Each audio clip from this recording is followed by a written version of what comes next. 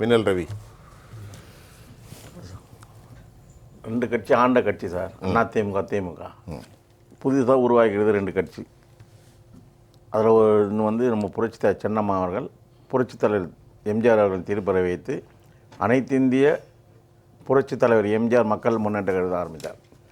எல்லாரும் பிரச்சாரத்துக்கு போனாங்க. எல்லா தலைவர்களுடைய பிரச்சாரத்தையும் நாங்கள் பார்த்தோம். ஆனால் புரட்சித்தலைவர் சின்னம்மா அவங்களுடைய பிரச்சாரம் ஒரு மாவட்டத்துலேயும் அம்மா அவங்க கூட இருந்த ஒரு அனுபவம், புரட்சித் தலைவர் எம்ஜிஆர் அவர்கள் இருக்கும்போது தமிழ்நாடு மக்களுக்கு என்னென்ன செய்தார் என்ற ஒரு அனுபவத்தை அப்படி தனித்தனியாக அந்த மாவட்டத்தை தனியாக சொல்கிறாங்க சார். இப்போ விவசாய டால்டா நிலமா, அந்த அரிசி எதுனால வீணாகுது, விவசாய நிலம், அந்த அரிசி எப்படி பதப்படுத்தணும், எப்படி பாதுகாக்கணும், பாதுகாத்தா விவசாய மக்கள் எப்படி பாதுகாக்கலாம் என்பது ரொம்ப ஒரு விளக்கமாக யாரையும் தாக்கலை. சின்னம்மா ஒரு தனி மனசு தாக்கலை பண்ணல. நாட்டு மக்களுக்கு என்ன செய்யணும், நான் வந்தால் என்ன செய்வேன், புரட்சித் தலைவருடைய ஆட்சி, புரட்சித் தலைவர் அம்மா அவங்களுடைய ஆட்சி மீண்டும் தமிழகத்தில் எடுத்துகிட்டு வந்த அந்த எண்ணத்தோடு தான் சின்னம்மா பிரச்சாரம் பண்ணாங்களே தவிர, இங்கே ஒரு தலைவர் இருக்கிறார் சார், அவர் பண்ணார் பிரச்சாரம். ஏன்னா செந்தில் பாலாஜி மாறு பொழுந்துக்குது, நீ அழுக மாட்டியான்னு கேட்குறாரு. இன்னும் ஒரு மந்திரி போய் கேட்குறாரு, ஏன்னா பால்ட் ஆயில் குச்சி நீ அப்படியே செத்துடக்கூடாதான்றாரு. என்ன கணக்கு அது மிக மோசம். இன்னொரு முதலமைச்சர் போய் கேட்குறாரு, நான் கொரோனாவில் வார்டு பண்ணி அப்படியே கொரோனாவில் செத்துடக்கூடாதான்னு. என்னையா காப்பாற்றினாங்கிறாரு. இந்த செங்கோட்டையானம் பேசுகிறாரு. செங்கோட்டையன் நீ என்னென்ன தப்பு பண்ண, நானா சிஎம்மாக இருந்துன்னு சும்மா இருந்தேன்னு நினச்சிக்கினியா, நீ என்னென்ன பண்ண எல்லா ரெக்கார்டையும் ஆதாரத்தை நான் எடுத்து வச்சுக்கிறேன்டார். அப்போ நீ ஆதாரத்தை எடுத்து வச்சுக்கிறேன்னா இவங்களை ஃபாலோ பண்ணது, இவங்களை இது பண்ணதில் தான் இருந்தே தவிர அடிமட்ட தொண்டர் கட்சிக்காரனுக்கோ தமிழ் மக்கள் நீங்கள் எதுவுமே செய்யலைன்றது உன்னுடைய பிரச்சாரத்தை தான் நாங்கள் தெரிஞ்சுக்கிறோம். அப்போ ஆதாரத்தை எடுத்து வந்தது சில விஷயங்கள்ல உறுதியாக இருக்கிற ஆதாரத்தை எடுக்க உள்ளே போனது, தடுக்க போனவர் உயிரிழந்ததெல்லாம் உறுதியாயிட்டுங்கிறிய. ஆமாம் சார், அதான் சார் உண்மை. அப்போ நீ தமிழ்நாடு மக்களுக்கு எதுவுமே செய்யலைன்ட்டு உன் வாயால் தான் பிரச்சாரம் பண்ணுற. கட்சி தொண்டனுக்கு ஒன்றையும் செய்யலை, ஒரு வேலை வாய்ப்பு இல்லை. எத்தனை கட்சி தொண்டை கஷ்டப்பட்டுங்கிறாங்க சார், இந்த கட்சி எந்த நிலைமையில் இருக்குதுன்ட்டு. இவர் பிரச்சாரத்தை வச்சு இவர் எது நினைக்கிறோம். புரட்சித் தலைவர் எம்ஜிஆர் எடுத்துங்க சார், அவர் எம்ஜிஆர்ன்றதுக்கு தனிப்பட்ட ஒரு இது இருக்குது சார். சினிஃபீல்டு அரசியல் சினிமா உலகத்தில் பார்த்தீங்கன்னா எம்ஜிஆருக்கு 3 இன்சில் 3 எழுத்து இருக்குங்க சார்.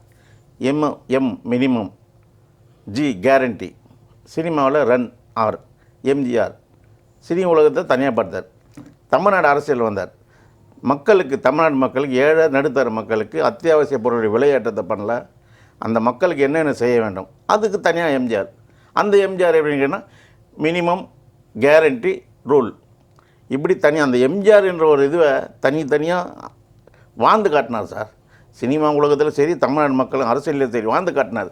அதனுடைய வழி வந்தவங்க தான் புரட்சி தலைவி அம்மா. இன்றைக்கி எங்களெல்லாம் காத்து நிற்கிறது புரட்சி தலைவி சின்னம்மா. இவங்க எப்போ இந்த கட்சி வந்து நான் தமிழ்நாட்டு மக்களை காப்பாங்கன்ற எண்ணத்தில் தான் நாங்கள் வந்து உட்காந்துக்கிறோம் சார்.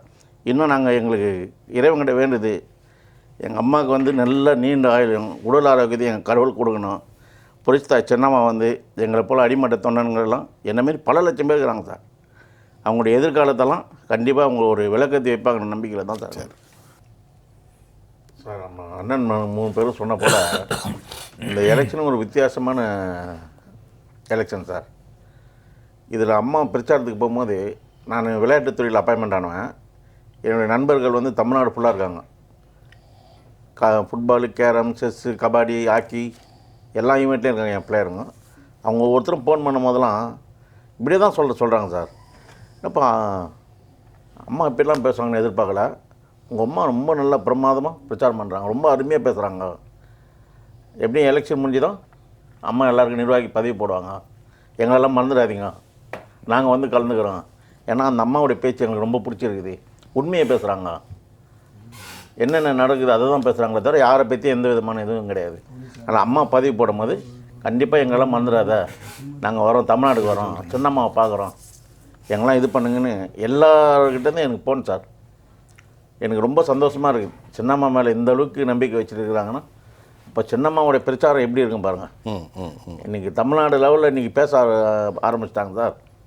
தேர்தல் 4ஆம் தேதிக்கு அப்புறம் தமிழ்நாட்டினுடைய, நான் ஏற்கனவே சொல்லியிருக்கேன் சார், போயஸ் கார்டன் மீண்டும் புரட்சி தலைவி அம்மா வாழ்ந்த இல்லம் மீண்டும் புரட்சி தாய் சின்னம்மா அவர்கள் இடத்தை நோக்கி வந்து கொண்டு இருக்கிறார்கள். On the way sir. 4ஆம் தேதிக்கு அப்புறம் எல்லாம் போயஸ் கார்டன் கண்டிப்பாக தேங்கி வருவாங்க சார். மீண்டும் புரட்சி தலைவி அம்மா அவர்களுடைய ஆட்சியை சின்னம்மா அவங்க வந்து நிறைவேற்றுவாங்க நம்பிக்கை எங்களுக்கு இருக்குது சார். சரி.